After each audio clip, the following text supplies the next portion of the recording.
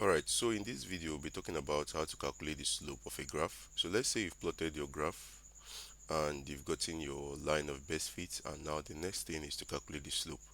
So how do you go about calculating slope? Now slope of a graph has a formula, alright? And generally the slope of a graph is simply the change in the vertical axis divided by the change in the horizontal. Here our vertical axis is m and our horizontal axis is y. So our slope mathematically will be giving us, slope will be equal to delta m over delta y, where delta m means change in m axis and delta y means change in y axis. So we have change in vertical divided by change in horizontal. So this is the formula to calculate the slope. Now to get the change in vertical and the change in horizontal, we need to choose any 2 points on our line of best fit. Alright, please note the 2 points must not be a plotted point. It can be any point on your line of best fit.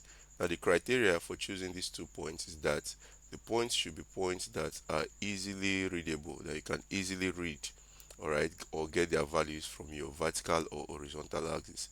And then the points should, contain as many points as possible. Like here we have 6 plotted points. It will not make sense to now choose the 2 points to be very close to each other. No, the points should be far apart from each other, and then they should contain as many points as possible. You have a total of 6 plotted points. It won't be bad if we choose these points and these points. Out of the 6 plotted points, we have 4 of them within those 2 points. Alright, so whatever points you're choosing should be far from each other. They should not be close to each other, because if they are close to each other, the triangle you're going to be using to get your slope will be very small, and that is a bad graph. Alright, so to get my slope in this graph, I can go with this point. I'll choose this point here and maybe this other point. Alright, so I have this point and this point. Now the next thing will be to draw a straight vertical line from the point up. Alright, a straight vertical line from the point up, and then a straight horizontal line from this point down, and then you draw them to meet each other or intersect with each other here. Alright, so now let's draw the straight vertical line and the straight horizontal line. So this is what we are going to get: straight vertical line from the point up, straight horizontal line from the point down. Alright, this is the point down and this is the point up. So this region here is going to represent our change in vertical axis, that is delta m, and this region here is going to represent our change in horizontal axis, that is delta y. So back to our formula, slope is delta m over delta y. So what is going to be our delta m now? To get delta m, you come to this region here. This is the highest value for m here, and this is the least. Change is simply final minus initial. So this is like our final, and then this is like our initial here. So trace to the vertical axis, alright, the final value minus the initial value. So now let's trace this.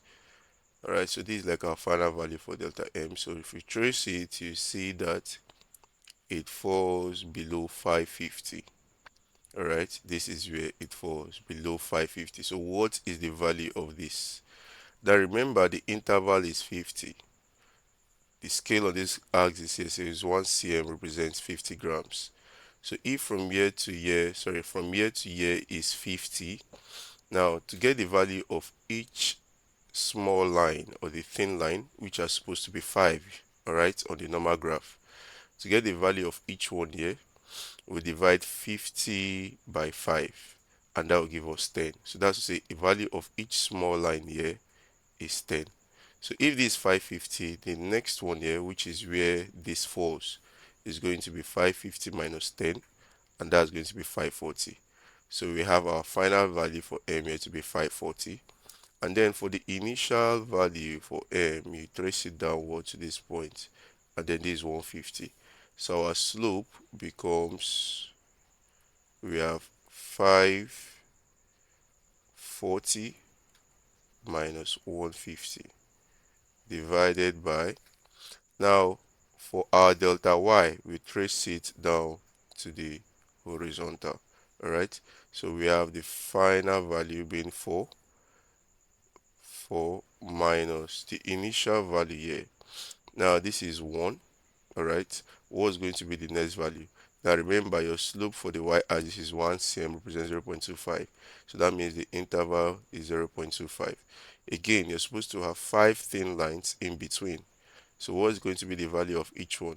We'll divide 0.25 being the interval by 5, so 0.25 divided by 5, 0.25 divided by 5, that will give us 0.05. So if this is 1, the next one here will be 1.05. So we have 4 minus 1.05.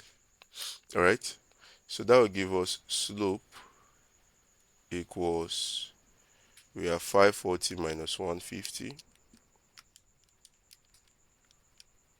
that's 390, divided by